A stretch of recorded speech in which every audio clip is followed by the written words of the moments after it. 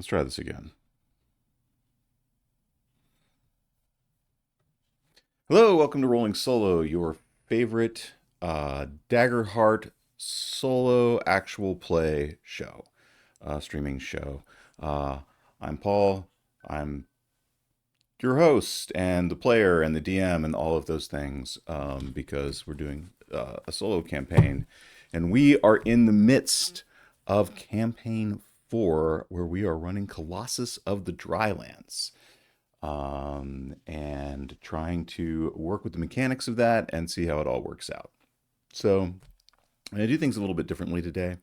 Um, Normally, we do some role play, we do some combat, we actually kind of do some exploration, do a lot of stuff. Today, we're going to kind of take a step behind the scenes and have a look at um, the Colossus's build, and then we're going to attempt to take it down with our characters and see how that works. I'm running this campaign or this campaign frame for my Daggerheart group, and so I'm trying to keep ahead of them and how they're progressing with new Colossi. We'll go with Colossi because that's what they say in the book. I'm not positive it's correct, but we'll go with it. So with different colossi, so that I'm ready when my players get there. And I know that my players don't watch this show, so it's pretty. I can go ahead and step behind the scenes and let y'all have a look at what the Colossus build looks like and what are some optimal strategies to maybe take it out.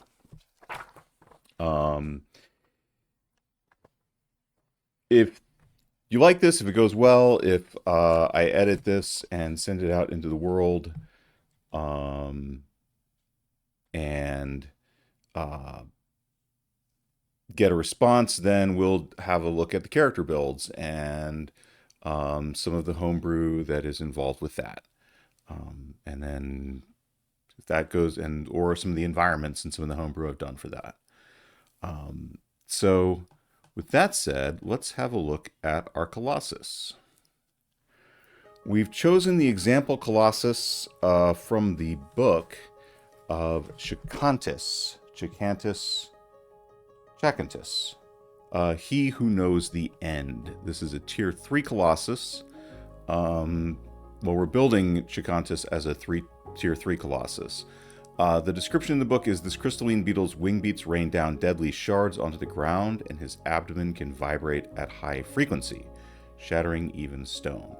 So that's kind of our baseline. We're going to build, therefore, a beetle. We could probably do some more motives and tactics here. I've just got agitate, dice. Let's add disorient, and we'll just take it from there and stick with that. Okay. How big is this beast? It is 200 feet long and 150 feet wide. It has segments: 2 crystal wings, 2 chitinous wings, which are its 4 wings, its head, its abdomen, its 6 legs. That's not quite accurate. Made some changes to this. It has 2 forelegs and 4 hind legs. And it has those 2 forelegs. We'll get there. It has an experience of darting attack +3, dodge +2, shatter +3. And let's move on to some features. So this is a beetle, and it's a beetle that can fly, so it's got a passive ability of flying. Chakantis can fly unless one of its hind wings is destroyed. So, like a lot of beetles that you see, like stick ladybugs, for example, right? They have that their two wings, their two forewings form a shell around the it kind of covers the more delicate hind wings. And when they fly, those forewings pop up, and their hind wings flap, and they're will do whatever they do, oscillate, and they are able to fly. While flying, each segment's difficulty gets a +2 bonus against creatures who are not currently on Chakantis. Aerial maneuvers. If Chakantis moves while flying, I want it to be possible for PCs to fall off as it darts about. And so we're going to say that they have to make a agility or strength reaction roll to avoid falling off. I tend to give multiple options for rolls to give, if everything is a strength roll, then the strength character has the strength-based character has this huge advantage. So I want to give some of the other characters a chance to succeed at some of these activities. Fall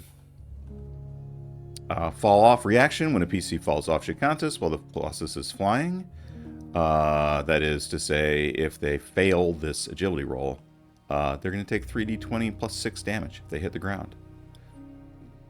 And of course, being a Colossus, when Chakantis fails an attack, we gain a fear. So that's the general idea of this kind of flying, segmented, armored beetle.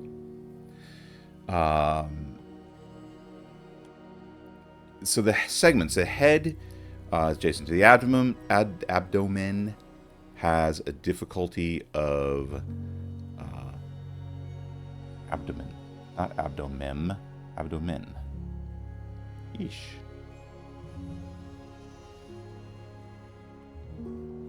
Okay.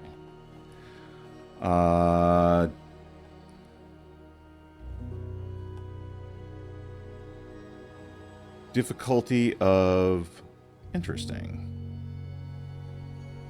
Hold on a minute. You guys can't see this.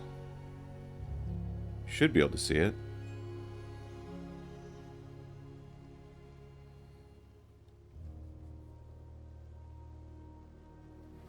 When I tested this and I scrolled,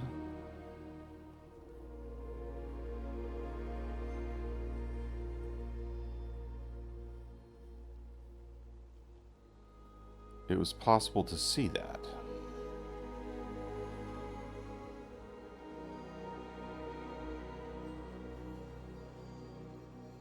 I apologize for this.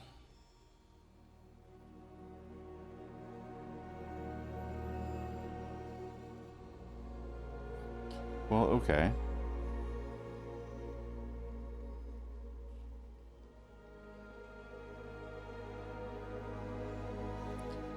Alright, well, that's gonna suck. We're just gonna have to do this block by block.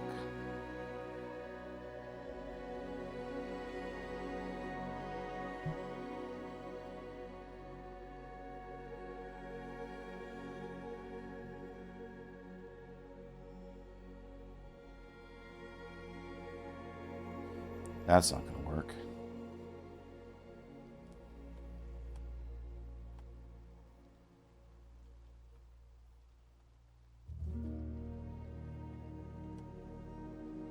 Alright, so I'm just going to add another screen capture here. Okay, we'll do a window capture. We will pick that one. Okay.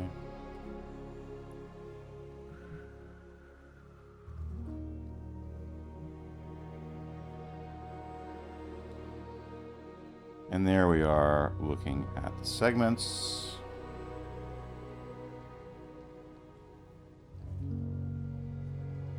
There we go. Okay. So when we get down to a lower section, I'll just do that again. That's awful, but... And now it's moving. I don't know what's up with that. Okay. All right, so now we've got it moving, so that's good. Segments. The head is adjacent to the abdomen. It has a difficulty of 16. It has 6 hit points. Honestly, kind of a random decision about how many hit points to give each segment. I'm trying to think of each segment as being sort of a moderately strong enemy. So a moderately strong adversary. So moderately strong adversary would have 6 hit points. We could go up if we were to look at how they've done the tier 3 example Colossus in the book, Poi. 5 and 6 hit points is about what they're using there. So we're going to use those. This is a little bit stronger, but that's okay. So,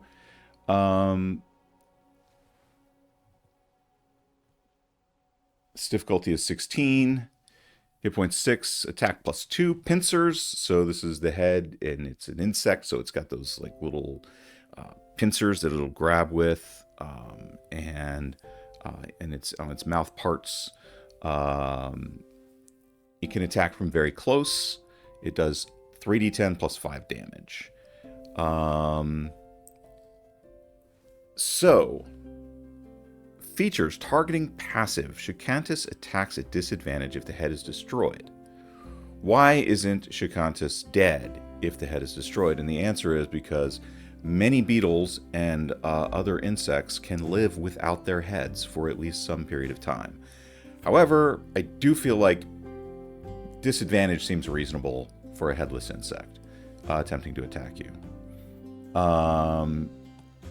It's armored. It doesn't take minor damage. This creature, just in general, is not going to take armored damage. We're going to let that chitin, that shell, that exoskeleton take a lot of damage for the creature, for the Colossus.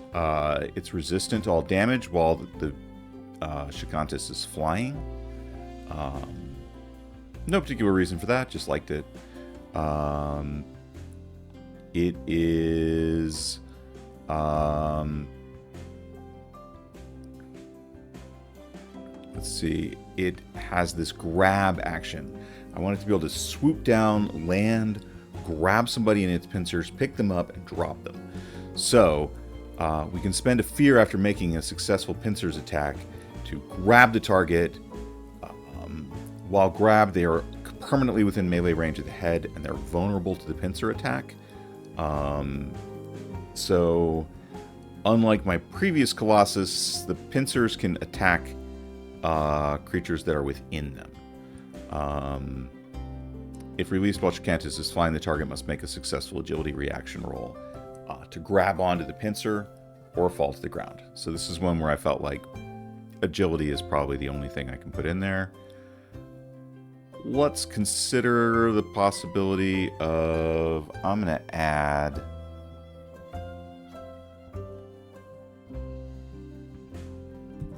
Instinct as an option for this reaction roll. So I've just added that. You can't see it because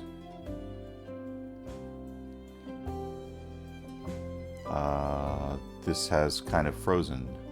So it was moving and then it stopped. Interesting. All right, let's move on to the thorax. So that's the head. The head does a certain amount of damage, and has this ability to grab, to bite, to pick up, to drop. It's not terribly deadly. It's resistant to damage from while it's flying. It's vulnerable while it's not flying.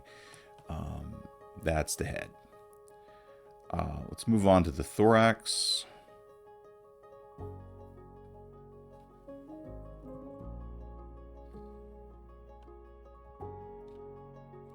And just give me a second here.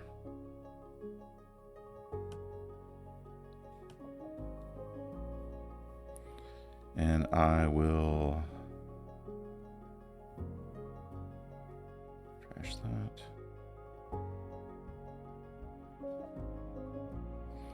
I will add macOS screen capture. Okay. Do a window capture. I'll do a window capture of my Obsidian. Okay. Let's go ahead and resize this bad boy.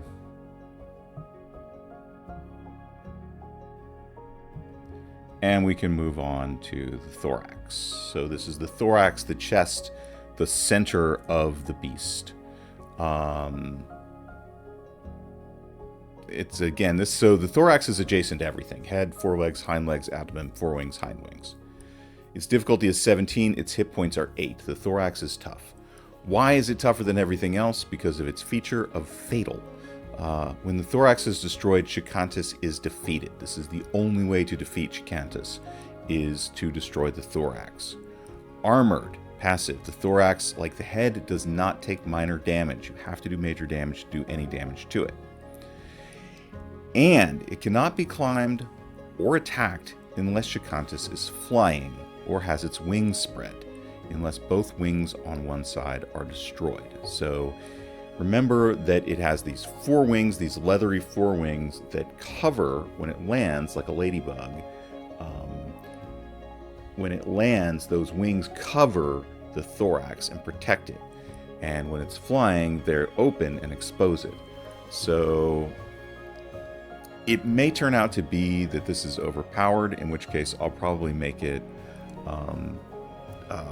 resistant, either resistant to damage or in some way, when it's landed, give it some advantage, but assume that you can attack kind of the underbelly of the creature. But for the moment, we're just going to go with the wings cover it. It's untouchable.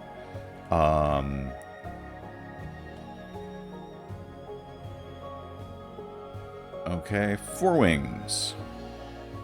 There's 2 forewings.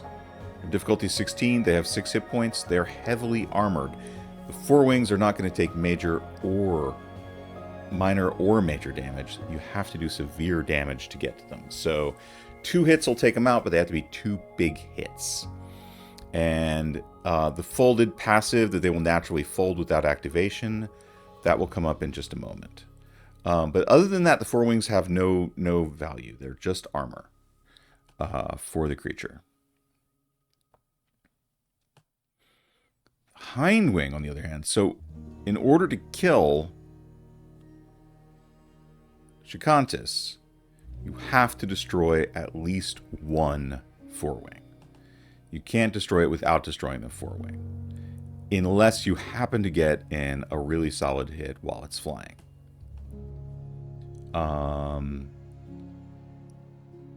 The hind wing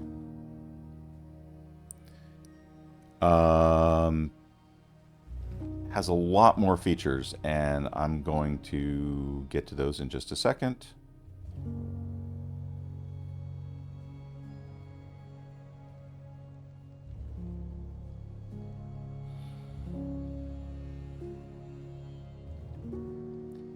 Get another screen capture. Capture window. Capture obsidian.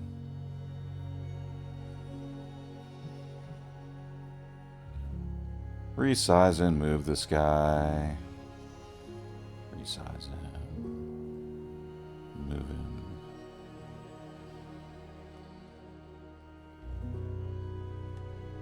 Okay. And go up to the hind wing and the forelegs. We'll go with those guys. We should be able to go through both of these. Okay. Nice. The hind wing. Okay, so the hind wings, these are the wings that actually let the Chakantis fly. They are protected. Passive. While Chakantis is not flying, the hind wing is protected from all attacks by its corresponding forewing. So as those forewings close over the creature, it protects both the thorax and the hind wings. Rain of Glass. While Chakantis is flying, spend 2 fear to activate both of Chakantis' hind wings. And a rain of crystal will strike the ground. So if it's flying, within far range, it can flap its wings and fling a rain of crystal spikes onto the ground, and all PCs in the affected area have to make an agility reaction roll or take 3d20 damage. So this is something that is pretty boss when it comes right down to it, and maybe a little overpowered. Taking half damage on a success.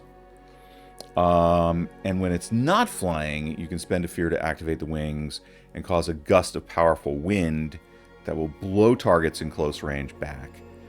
If they fail a strength reaction roll, they'll be blown back to far range, and they'll take 3d8 plus 4 damage. And but if it uses this attack, it exposes its wings. And so you could, in theory, attack it and take out one of its wings at that point, and prevent it from taking off and flying again, and thus taking away that rain of glass attack, which is something we probably might want to do. I don't know.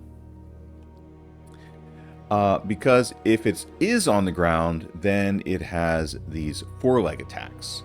A lot of beetles have evolved for their front two legs to use them for grasping, striking, and in this case, they're going to use them for striking, kind of like a praying mantis beetle you might be more familiar with. Not a beetle, but an insect you might be more familiar with that has that striking motion.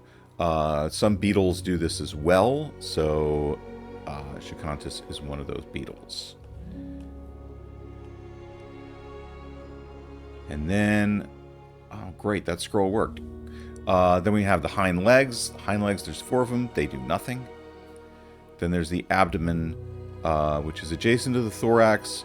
It does not have the... It is not protected. It is not... It's more delicate than the rest of the creature because of its ability to do this vibration. However, it's also not fatal.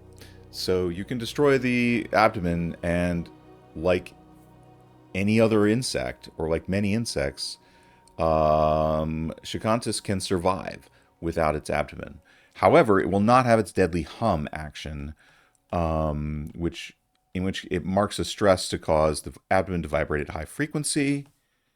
All targets within far range of Chakantis are affected by the noise, taking 3d6 plus 6 physical damage, or half as much, on a successful presence reaction roll. Why presence? Because we just don't use presence for anything. I wanted, again, it's kind of like mix it up. Let's have something other than agility or instinct or strength reaction rolls. We'll use presence here. Their presence allows them to avoid becoming disoriented. So this hum, this buzz, confuses and distracts people, which kind of goes back to our agitate, dice, disorient idea of how to, what its motives are. When it disorients, when creatures are disoriented, all their action and reaction rolls are made at disadvantage, and they remain disoriented until they spend a hope to clear the condition. So you've got to have hope to spend. So that is Chakantis. Chakantis has a lot going on. It looks like a pretty tough Colossus. Let's see how it goes.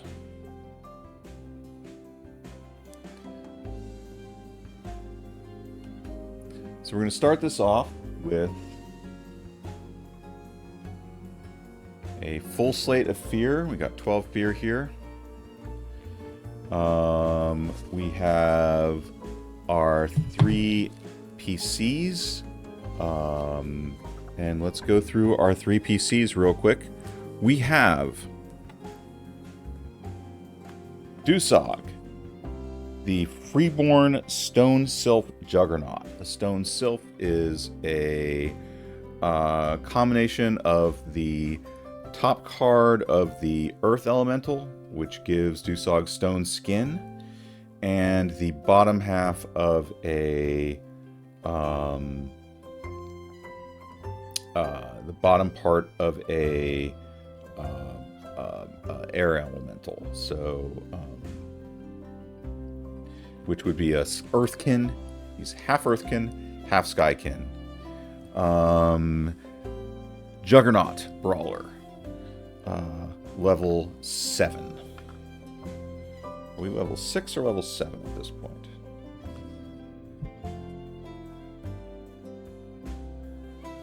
We are level 6. Which means I made a slight mistake here on his damage thresholds, which I will correct right now.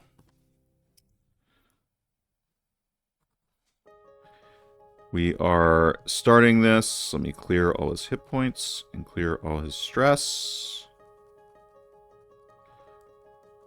So we're starting with no hit points, no stress. So that's Dusog. It's our Juggernaut Brawler. In addition to Dusog, we have Aribia, the Dust Devil Duneborn Executioner's Guild Assassin. A Dust Devil is another Skykin / Earthkin. The difference being that the Skykin, we take the top card to get Gale Force, and we take the Earthkin for the bottom ability for Immovable. So that might come in handy in this fight against something like the Wind Gust. Aribia will be immune to Wind Gust because when your feet are touching the ground, you cannot be moved or lifted against your will. On the other hand, probably this won't matter because Aribia is a sniper and always tries to stay very far away from anything. And has gotten through a lot of these fights without taking any damage at all. So that's our level 6 Dust Devil Duneborn Executioner's Guild Assassin, Aribia. And last but definitely not least, Terrace. Terrace is our Duneborn Aetheris. She is a Warden of Renewal Druid. Also level 6. Mostly in combat, we've been focusing on using her abilities as a druid to wild shape, and certainly we will try to do that in this combat. So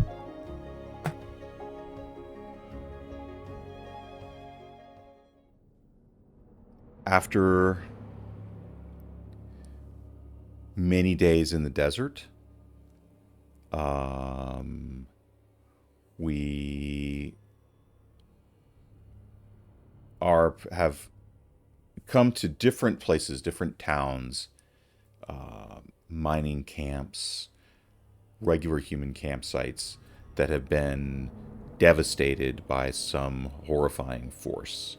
We come upon spikes sticking into the ground. We come upon shredded and destroyed tents, shattered adobe buildings, as if some earthquake had happened, although there's no damage to the ground. It's just the buildings themselves. So as if an earthquake had hit, although they have felt no earthquake. The three of them follow this trail of destruction and doing their best to comfort the survivors and getting descriptions from everyone who they see to get some idea of what it is that they're up against. And finally, they come upon this creature. And is it resting? Or is it flying? Let's say it's resting. So it's resting. But they know it can fly because they've talked to people and they've heard about it flying. They know it's very hard to hurt because they've talked to people and people have told them that it's very hard to hurt. So,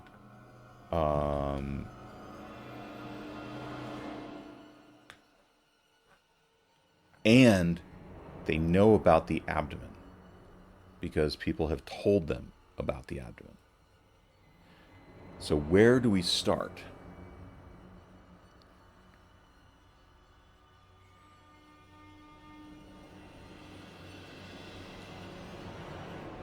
And I think they gather to plan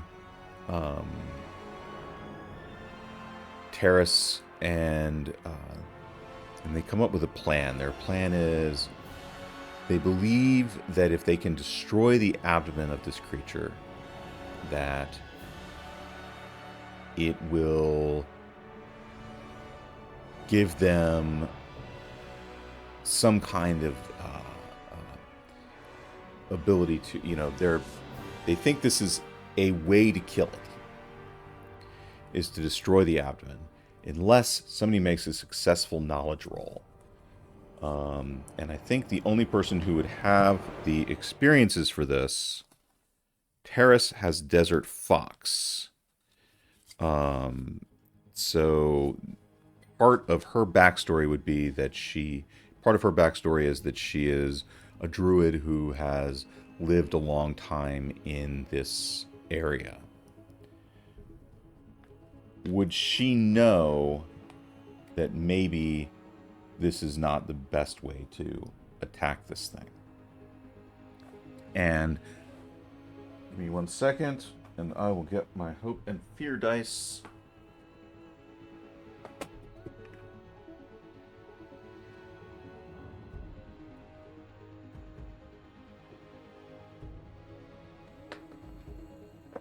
I got a pile of dice because on leveling up to level 6, everybody took adding to their proficiency.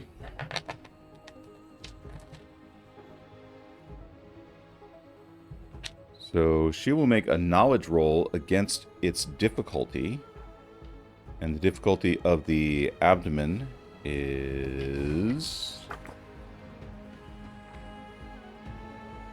16.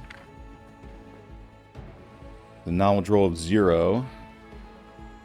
So on a 16 or higher, she will know that Terrace will recall that many insects can live without their abdomens.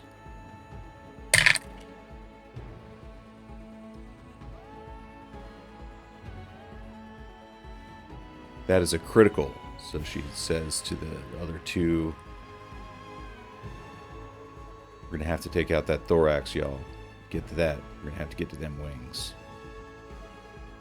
Because she knows on a critical success, taking a hope. How nice, huh? You start out the day with a critical success. Just makes you feel good. On a critical success, she susses out this beetle and gets an idea of its strengths and weaknesses, and is able to know that the abdomen is not the best target. Now,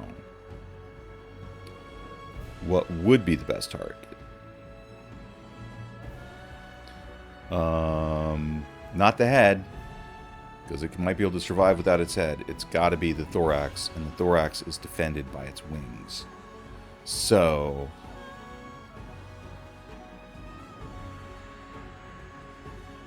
they're going to go after the abdomen anyway, in the hopes that they can take one weapon away from it before the battle even starts. And so the first thing that's going to happen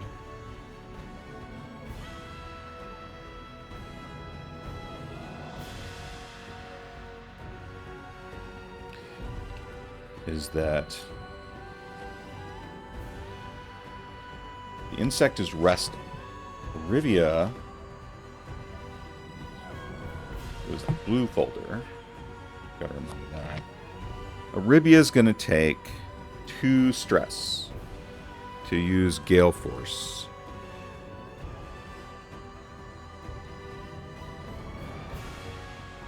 And she's going to, one after the other, touch Dusog and Terrace. And first she's going to send Dusog, and then she's going to send Terrace. And she is going to send them both to be within close range of, or to send them both from this very far distance to being right next to the creature. And next to its abdomen and able to attack. So these 2 gusts of wind fly through the desert and are to Dusog and Terrace attack. Dusog will attack first. Dusog will use his experience of stings like a bee, which is +3, so we'll mark off a hope. To get +7 to this attack. As Dusog just shows up and just starts laying in and punching at the abdomen. Bear in mind, we are playing with the optional rule that if you double somebody's critical damage or severe damage, then you do 4 hit points of damage. So first he's going to attack, and he's trying to beat a 16 with, let's see what happens.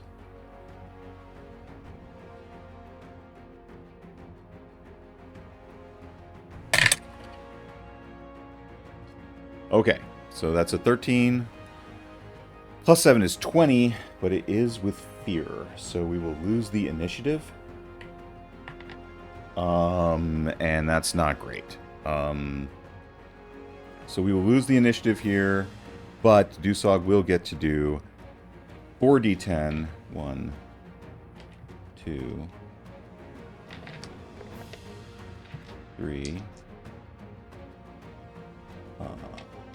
Where's my 4th d10? 1, 2, 3, 4d10. And 46. 1, 2, 3, 4. 40, 10, and 46 of damage. Okay. Let's do some counting. That is 6. That is 10. That is 19. That is 26. That is 30. That is 33. That is 38. 38 damage to the thorax. Which is not quite severe damage, so we're going to 38. We're going to combo die this. He's going to mark a stress. Dusog will mark a stress to make this a combo strike. So we're at 38 right now. Let's see. He has never used a level up option to increase his combo strikes, so it's all going to be D4s. So let's see what we get here. Let's use this guy. So what did I say? I got these here. 10, 19. What did we say? We said 38. 38. 41. 45. 48. So he does 48 damage with his first punch.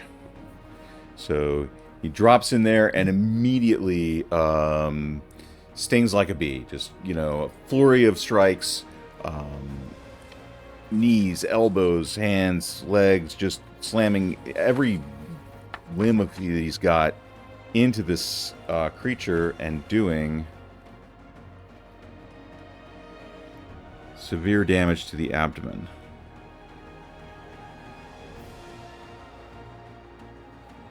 So, what shall Chakantis do now that Chakantis has the...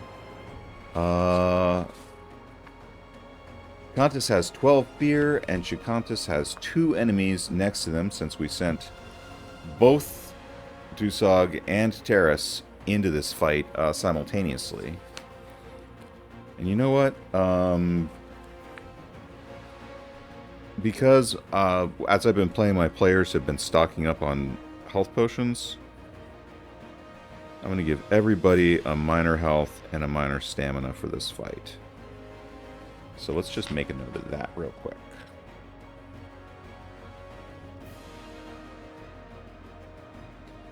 Minor health and a minor stamina.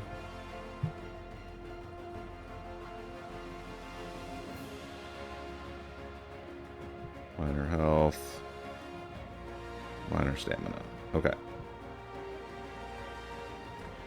Well, its abdomen was just attacked, so I think the first thing it's going to do is sort of reflexively, it is going to vibrate.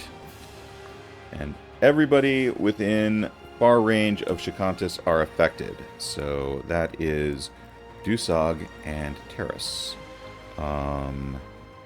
So the first thing that happens is they both take 3d6 plus 6 physical damage.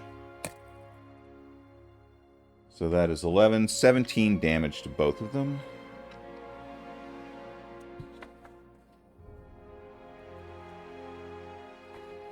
So that will be minor damage for Dusog, which he will mark an armor slot. That will be major damage for Terrace, who will mark a hit point and an armor slot. Both of them have 7 armor slots. Terrace has 1, 2, 3, 4, 5, 6, 7, 8. Has 7 hit points left after that. And Dusog has 9 hit points left after that. Okay, so that is the abdomen has been activated. It will then turn. It will strike each of them with its forelegs. So the abdomen vibrates. They are. Oh, we forgot to make our presence rolls. So, presence reaction rolls for Dusog.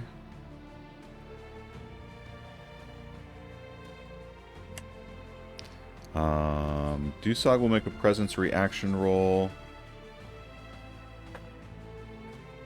He has no relevant, nothing relevant to this, so he just has to roll a 16 or higher.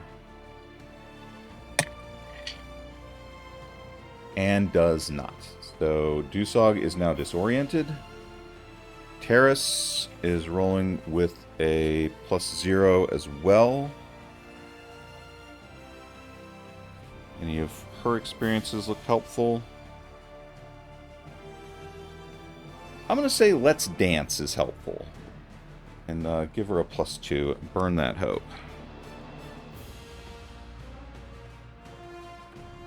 So, this is a +2. She's looking to beat a 16. And Terrace will fail. So, Terrace is disoriented. So, both of them are disoriented and confused by the attack.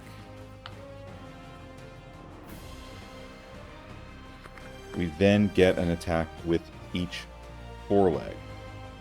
Foreleg number 1 will strike at Dusog. Dusog's evasion is 13. The foreleg attacks with a +3. That is a hit. The foreleg does 3d12 plus 12 damage.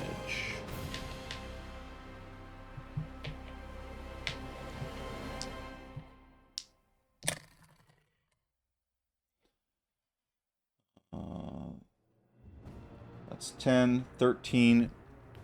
13 plus 12 is 25. Mark a hit point. Mark an armor. He's down to 5 armor and 8 hit points.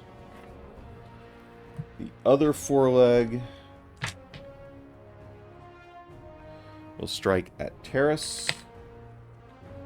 Terrace has an evasion of 11. This is striking at +3. That will also hit. That will also do 3d12 plus 12 damage. There we go.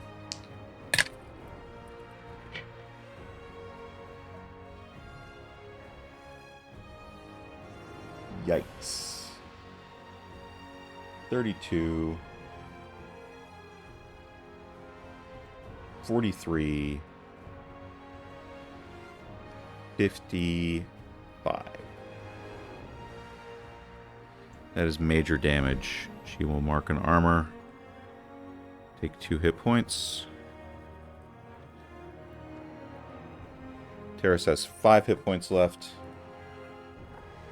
And is not looking great after that hit. Those are the forelegs. Now it's going to attack with its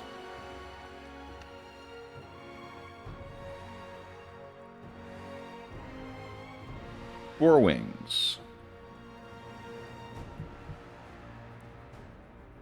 We'll strike with the left forewing. Sorry, we'll strike with the hind wings. We'll strike one of them with the. We'll strike Dusog with the left hind wing. This is +2. Dusog is a difficulty of 13. That's a hit. This does 3d10 damage. Plus a bit. To be precise, +4.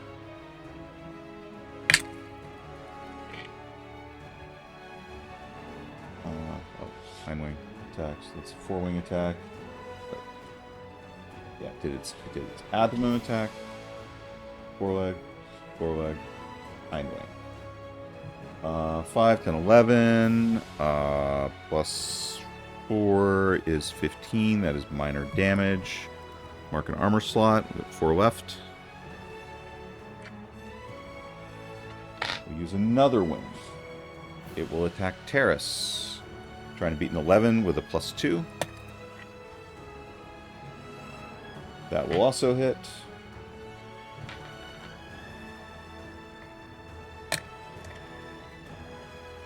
That'll do 12, 13, 14, 15. +4. That again is major damage. So, hit point, armor slot.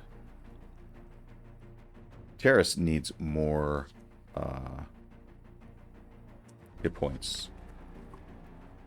She is down to 1, 2, 3, 4 hit points. Okay. So those are both forewings. So it struck with its legs. It struck with its wings. What does it have left to attack with? The head.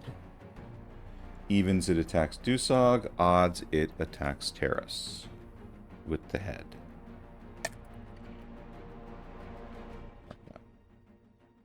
Odds, it attacks Terrace with the head. The head attacks with a +2. And misses. I get a fear. That is the Colossus's turn. Let's move on to what Terrace does at this moment. Let's see. Terrace is going to mark a stress and go into a beast form. But which beast form? She is tier 2, tier 3. It's level 6, tier 3.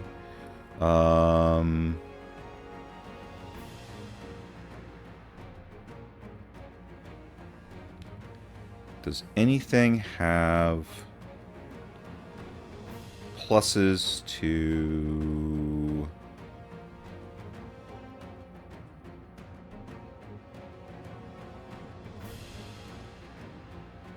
Pluses to evasion are great, but additional armor would be even better.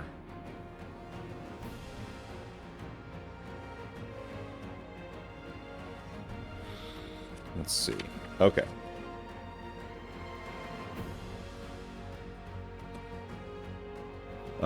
Okay, our options are Great Predator, Mighty Lizard, Great Winged Beast. I think we're going to start with Great Predator. We had a plan to attack the abdomen. We're going to stick to that plan and attack the abdomen. So, Terrace is going to mark a stress. Is going to turn into a Great Predator. In this case, a Velociraptor.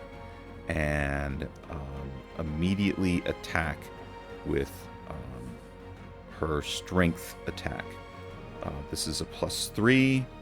She will burn a hope. One diming is everything.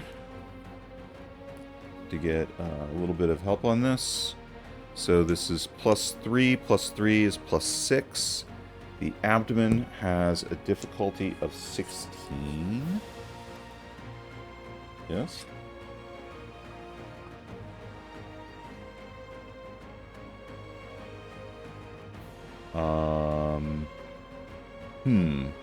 You know what? I didn't give Chakantis a chance to move. It did expose its wings and attack. So I don't think it can fly in this turn. It can either fly... It chose to expose its wings and use them to attack rather than to fly. So... I think it'd be a little bit...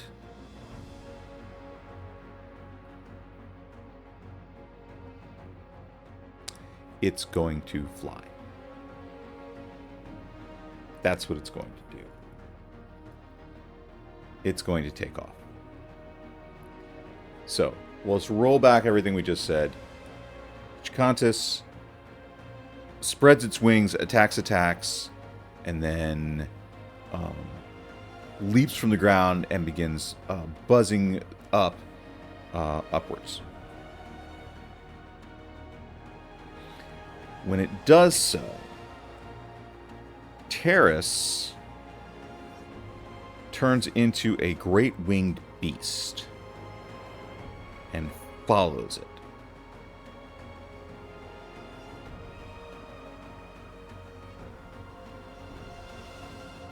Aribia, so she marks a stress, she turns into a great winged beast, and she flies up after it. Terrace does that. Aribia marks a stress.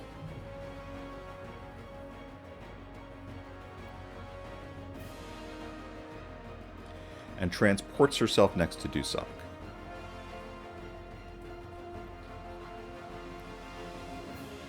She has 5 stress left. She transports herself next to Dusog. I don't think she can act again right now.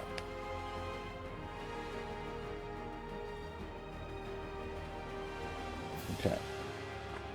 Alright. So Terrace has transported herself next to Dusog. We'll come back to her if we are able to keep the spotlight after the next move.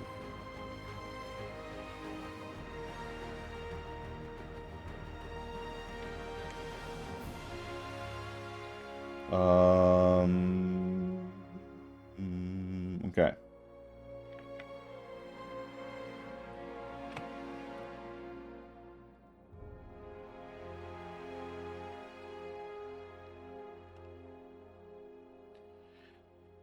Dusog is going to spend no stress to recall Bold Presence from his vault, which gives him some advantages on presence rolls.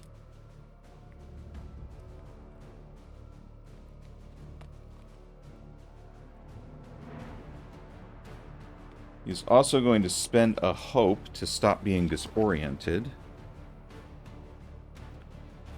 leaving him with one hope.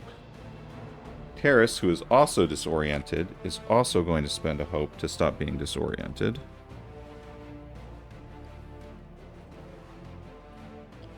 And is now going to make her attack as a Great Winged Beast. So, as a Great Winged Beast, she makes a finesse attack. Her finesse is +1 normally. So this is at +3. We already said we're going to burn a hope for timing is everything. So that'll make this +6. And she is going to attack the thorax because it is now exposed. So she flies up in the form of a Great Winged Beast, which one?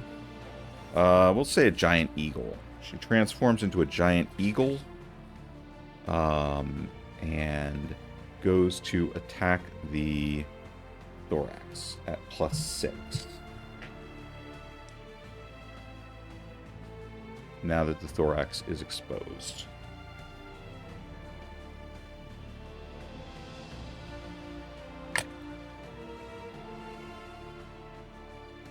Uh, 6, 7, 13 with fear. That will miss. And on that miss,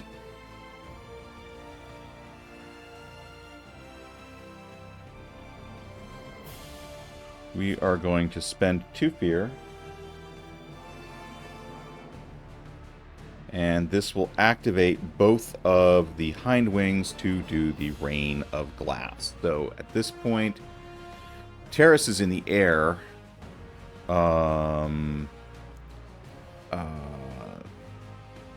As a giant eagle. Both Dusog and Aribia are on the ground in the same place. So they will be the ones who will take the Rain of Glass. So we'll start the agility rolls with Dusog, who rolls with a +4. And we'll spend his last hope to try to avoid this attack. And we'll roll this. So this will be floats like a butterfly, +3, +7 agility. So this is rolling at a +7, trying to beat a 17. And does not make it. So Dusog fails. Aribia.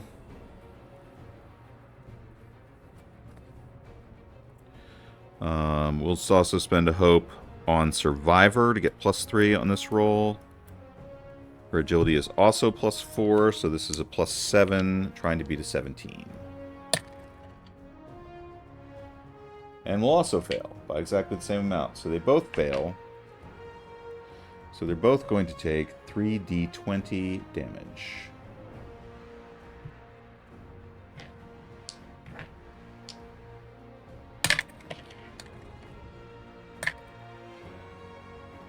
This was a 6.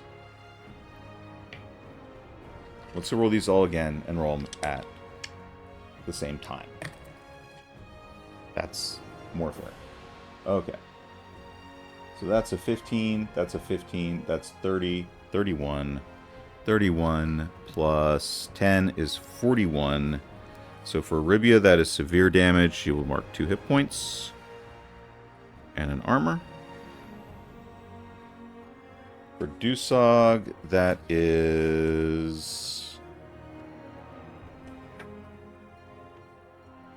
what I said, 31, 41. That is also severe damage. She will mark 2 hit points and an armor.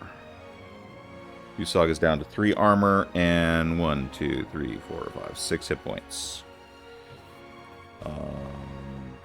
Darius was not affected by this. However, Terrace will be affected by the forelimb strikes that are coming her way. So this is forelimb number 1, which will be attacking with +3. Her evasion as a giant eagle is 14. So this is +3 trying to beat a 14.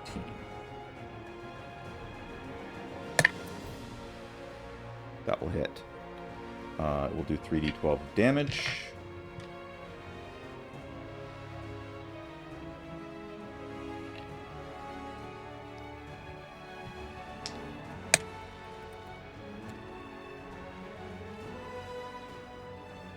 Well, 13, 14, plus 12's 28. Terrace will take a hit point. And an armor.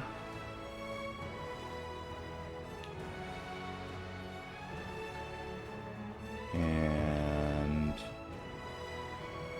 then it will attack her with the other 4 legs.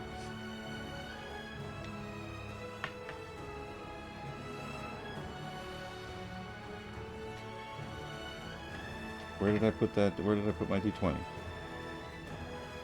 Oh, just use this one.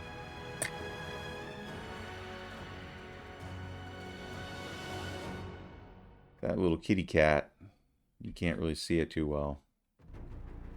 But that's a natural 20. So on a natural 20, let's roll our damage. 3d12.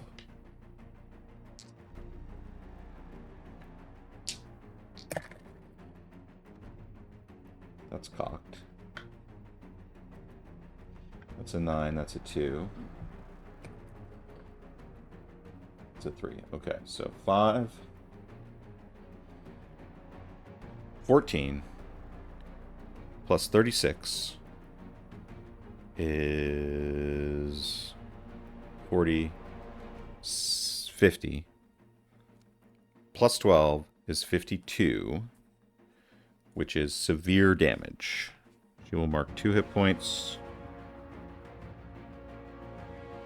and an armor slot. Then it will... Can't use its wings because it's using them to fly. But it can use its head because it's going to get very close. So it's going to swing in. And it's going to attack her with its pincers. And we'll miss. We spent a fear to do that. We gain our fear back, so no fear goes anywhere, because I didn't spend that fear. So that is Chakantis. It has done both its support wings, it's done both its back. Okay.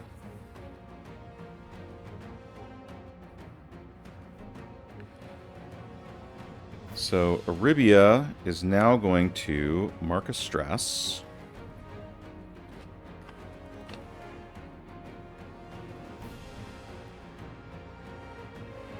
To send Dusog onto the creature's thorax. So Dusog disappears and appears on the thorax. Then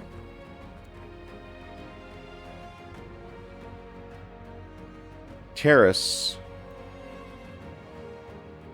is going to flee. She's going to fly down. She's going to land. She's going to mark a stress. She's going to take a minor health potion because she only has the one. Big money. Little money. That's a 1. So she gets 2 hit points back there and is now out of stress potions. Or is out of minor health potions.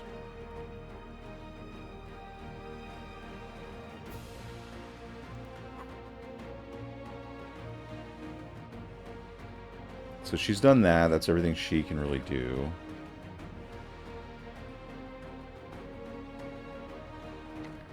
Unless we can... And then we'll get Dusog a chance to punch this thing. So he has flown up. It's on its thorax. And he is going to lay in with a strike on the thorax. Which, remember, so the thorax is difficulty 17. We are going to use stings like a bee.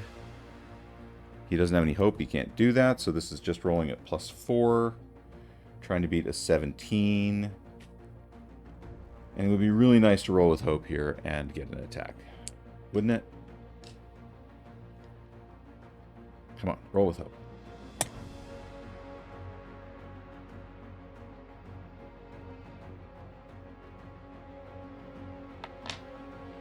We rolled with fear and we missed. So it's going to go back to Chakantis.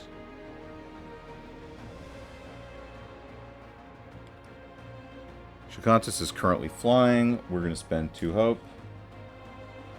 And we are going to rain spikes down upon our friends on the ground while Chakantis is flying. So we're going to spend 2 fear to activate the hind wings and rain spikes down now upon everybody.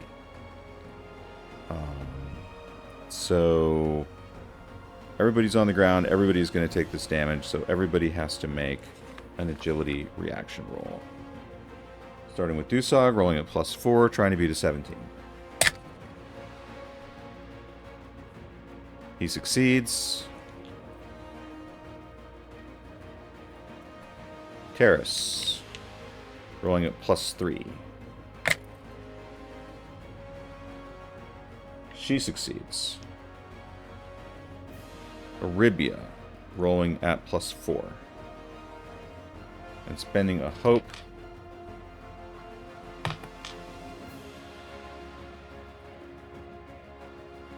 On her survivor experience to roll at +7. She succeeds.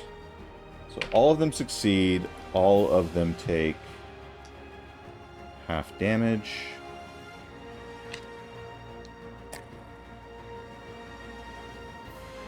So that's 10, 15... 15 plus 10 is 25. Half damage is 12. That is going to be minor damage for Aribia. She will mark an armor slot.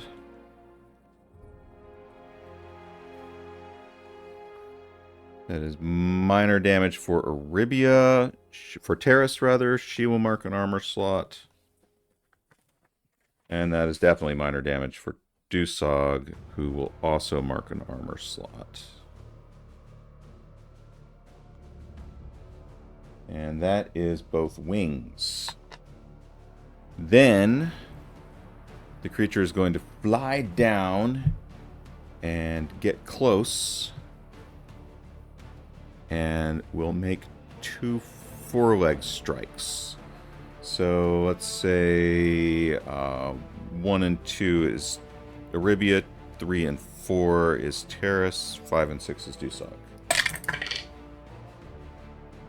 Terrace is getting messed up. Okay, forearm strike. This is at a +3, trying to beat her evasion, which is currently at 11. That's an 11 on the die. That will make that attack. 4 legs are 3d12 plus 12.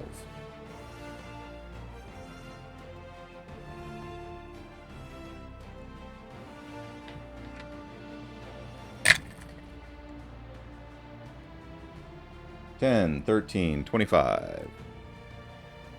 25 is major damage. She will mark her last armor. And a hit point.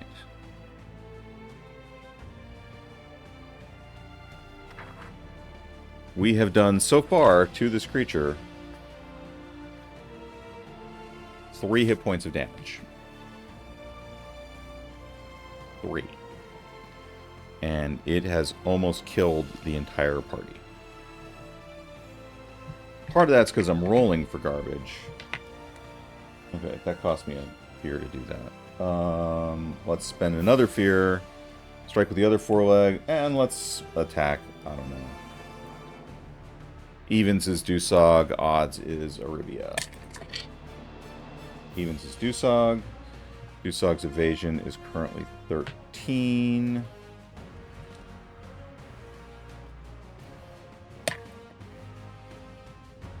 That misses. I get a fear back.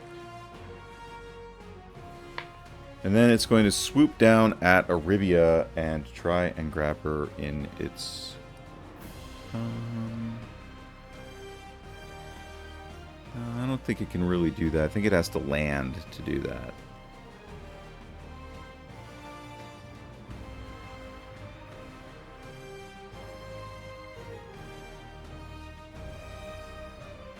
So...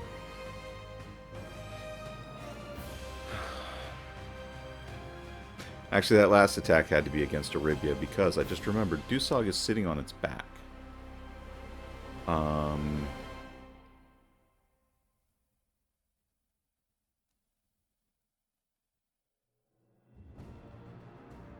Because Arabia sent him up onto its back. And he made an attack. Which missed. And... so it flew down.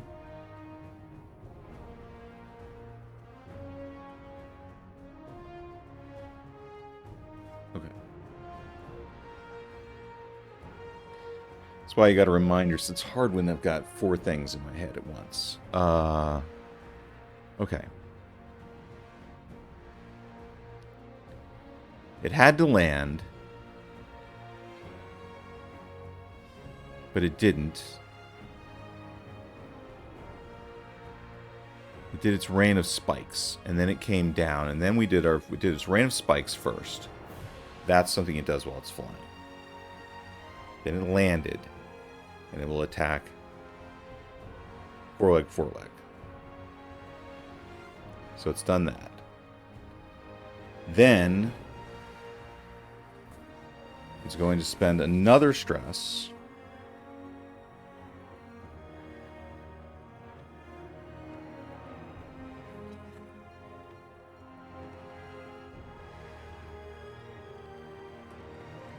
And we'll activate the abdomen. So it came down foreleg, abdomen. Which means everybody has to make a presence roll, because everybody is within far range. So everybody makes a presence roll. Dusog fails. Terrace fails. Arabia succeeds. So Arabia succeeds. She will not be disoriented. Everybody else is disoriented. And all of their rolls are now going to be a disadvantage except for Arabia. Dusog and Terrace both take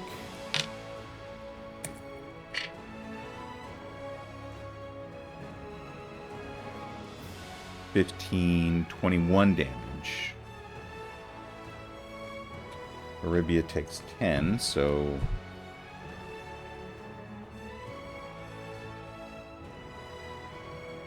$15 damage for Dusog is minor damage. He'll just take that. 15 damage for Terrace is also minor damage.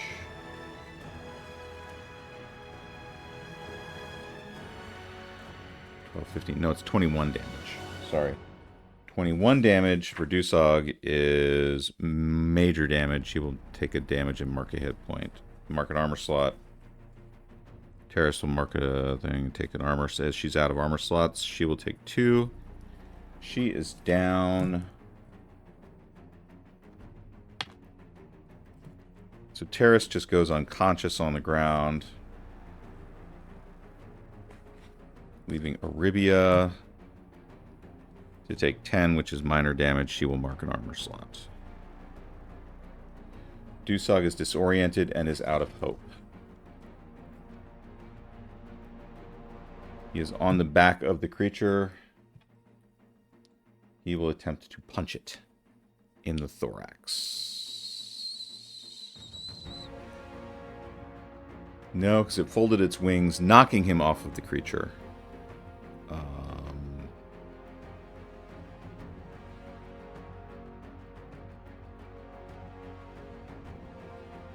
He will punch it in the abdomen again.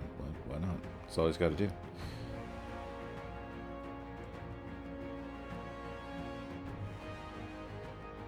At disadvantage.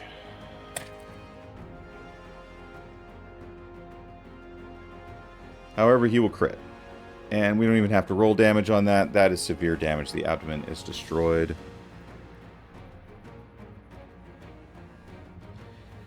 He will gain a hope.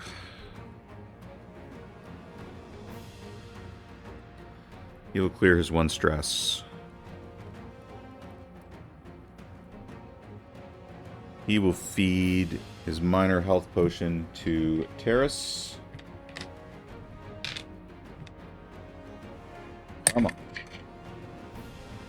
Giving her 4 hit points back.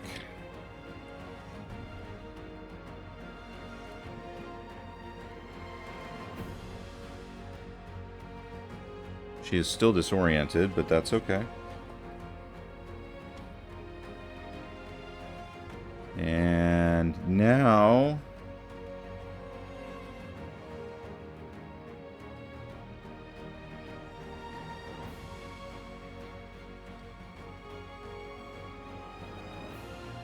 Aribia will mark a stress. Gust herself out to very far range. Turn around. She is not disoriented. She will use a hope.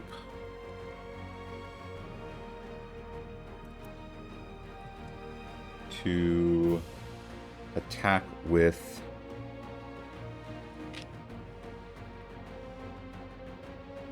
Sniper.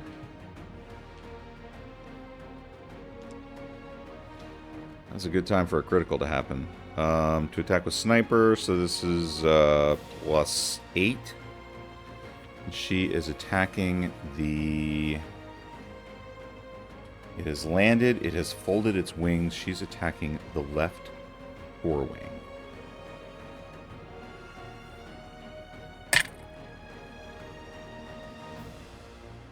She will miss with fear.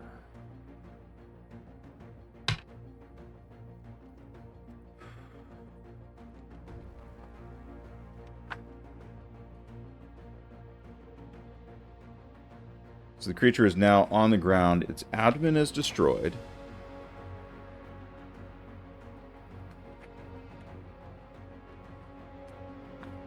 But that's literally all of the damage it's taken. So 1 weapon is out of its hands, but it's not even its best weapon.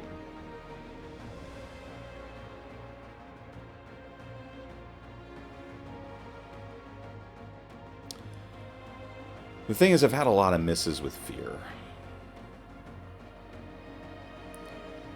Alright. What are we going to do? We are going to do a 4-leg strike on Dusog. That will miss. Do a 4-leg strike on Terrace. That will hit. Okay.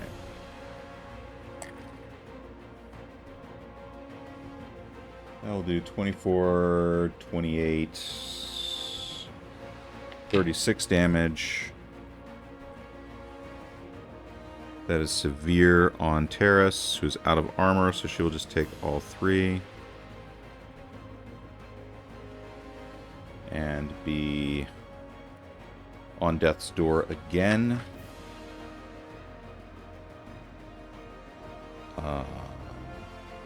I'm going to say Aribia stashed a minor health potion with Terrace before she went. Then the creature will try to bite Dusog since it missed him with its wing.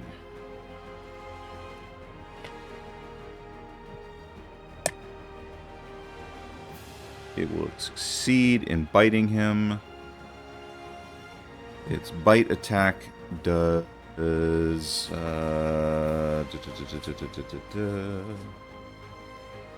Its pincers are very close. They do 3d10 plus 5.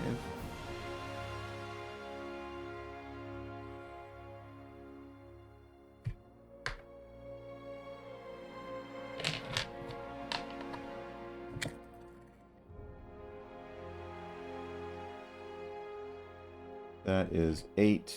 That is 11. 16. That is minor damage. She will just take that. It will attempt to grab him in its pincers and take off. So that is a...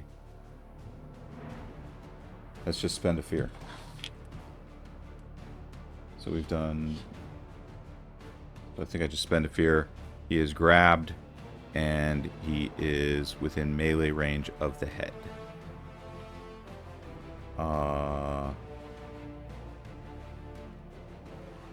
However, that's its attacks for right now, because it's already activated its wings. It can't activate its abdomen. It's attacked with both legs.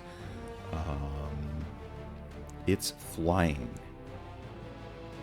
Aribia is going to spend her last hope on Sniper to get a +7 on this attack.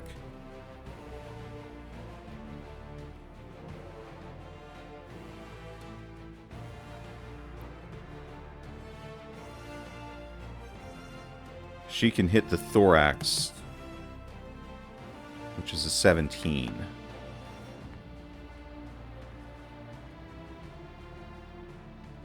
I think, to hit. Thorax, difficulty 17, hit points 8? 8? Really?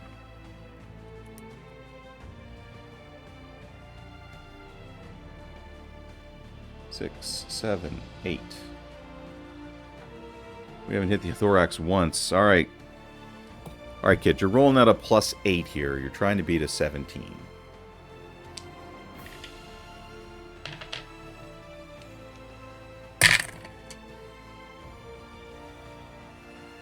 Finally. We rolled with some hope.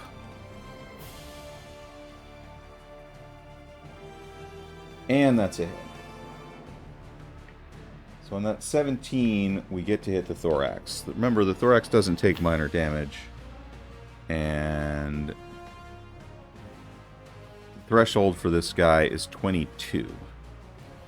We're rolling 3d8s plus... We're rolling 4d8s plus 8. D8.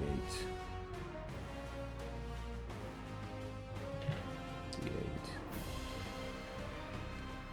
D8, D8. 4d8 plus 8.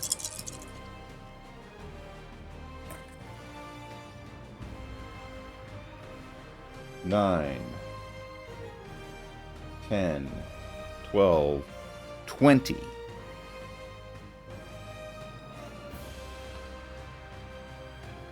We needed 22. So she hits, but she does no damage. Not awesome. Aribia will transform into a...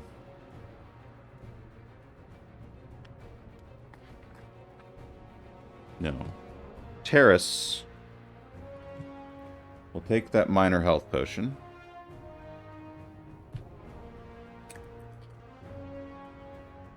Getting 2 hit points back.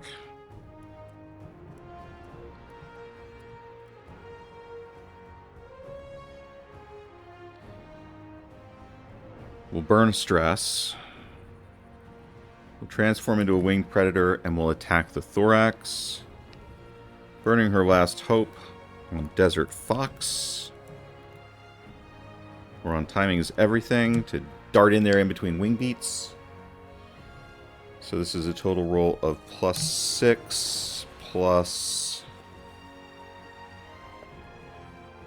8. +8, we're trying to hit a 17.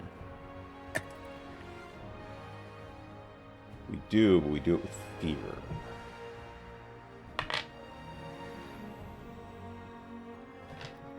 We're again rolling 4d8s plus 6.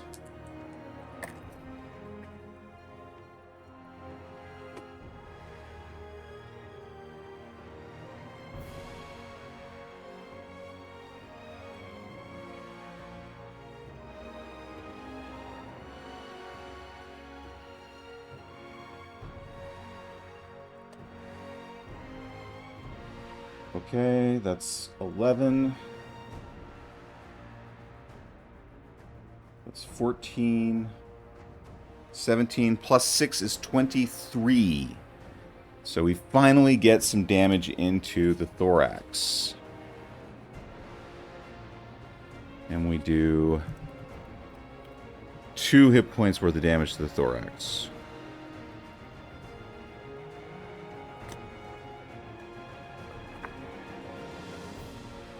So Aribia is at very far range.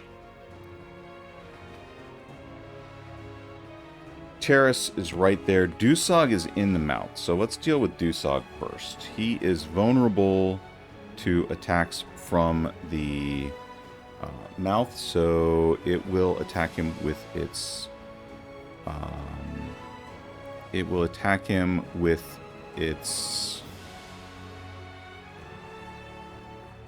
pincer attack at advantage.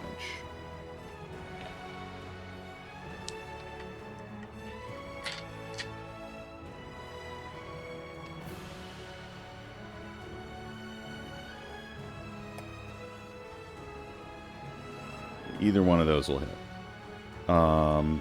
He will take 3d10 plus 5.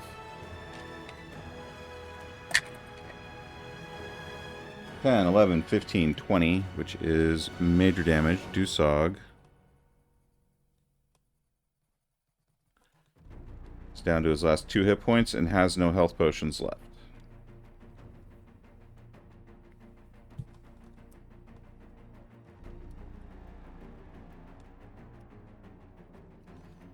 Then it's going to strike with its forelegs at Terrace, who is out of armor.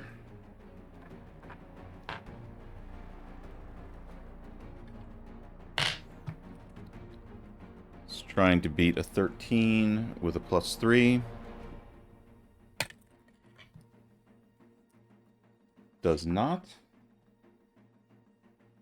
Attacks with the other foreleg, attempting to beat a +3. Trying to beat a 13. That will succeed. It does 3d12 plus 12. Okay. What have we learned here today? We learned a couple of things. One is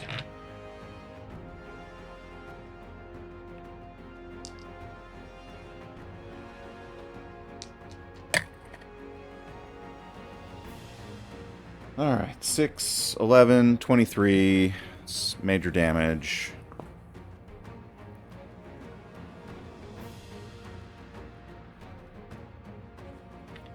It's out of attacks.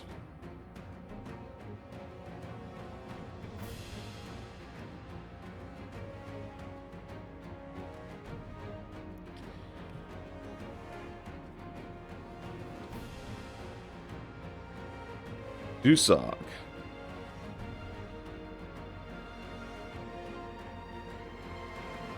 Dusog is currently in the head.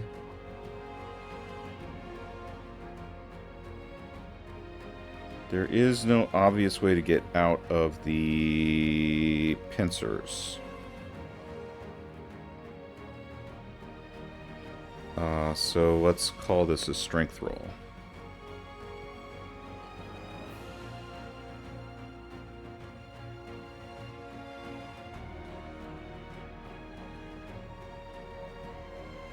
Dusog is disoriented. He'll spend a hope to stop being disoriented. He will make an attempt to get out of the pincers.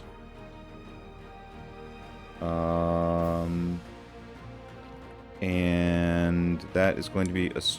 we'll call it a strength roll. It's +3. So this is +3, difficulty of 16. Well, he got his hope back, so that's nice. He did not get out of the pincers.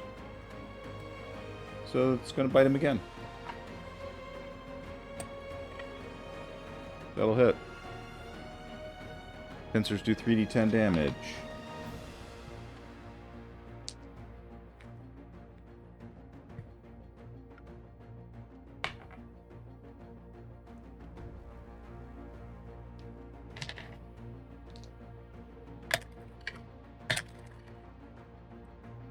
$16, $20, $25. Dusog is down to his last hit point. Then it's going to drop him. It's going to let him go. So he has to make an agility roll, or he's going to fall to the ground and take 3d10 of damage.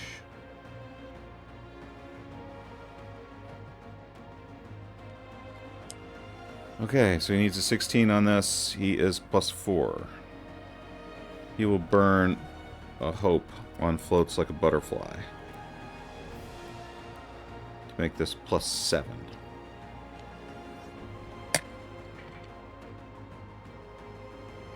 He will fail. He'll fall to the ground, take 3d20 of damage, and go unconscious.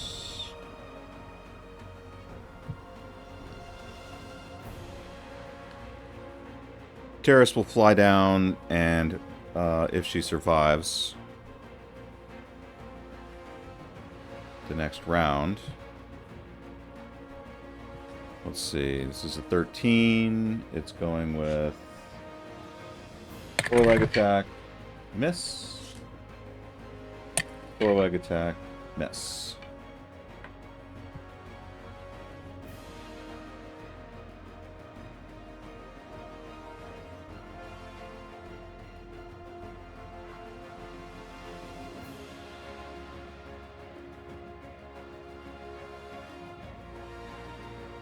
Dusog is not going to go unconscious. Dusog's going to risk it all, because I've been rolling so well.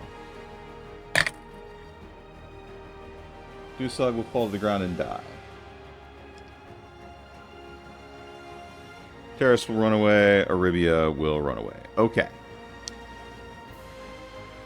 What have we learned here today? We have learned that this guy is way overpowered. So what I'm going to do is I'm going to retool him. What is too overpowered on this?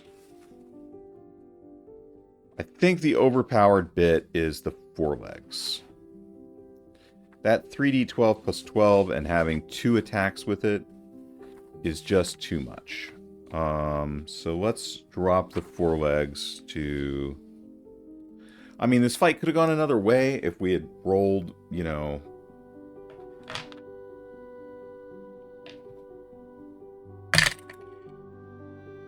with, you know, anything other than fear.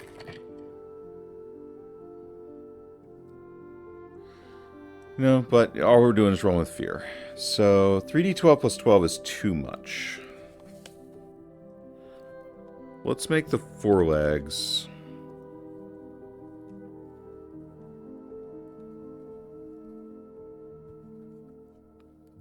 3d8 plus 8. Or let's drop them to 3d10 plus 5.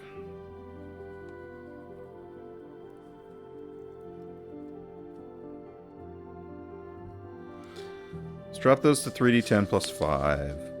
Let's drop the... That damage wasn't... The vibration was not enough damage. So let's move the vibration to 3d10 plus 6.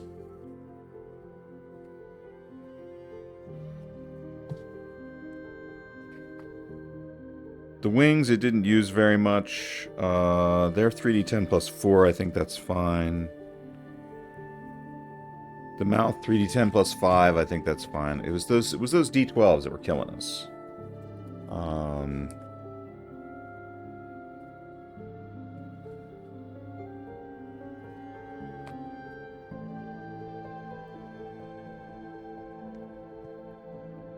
And what we'll do is we will reset. We will rethink Chakantis a little bit. And we will come back and we will fight with him another day. Because that was brutal. We also learned that attacking the abdomen is a bad idea. That's a bad first start. And then having things that don't take minor damage.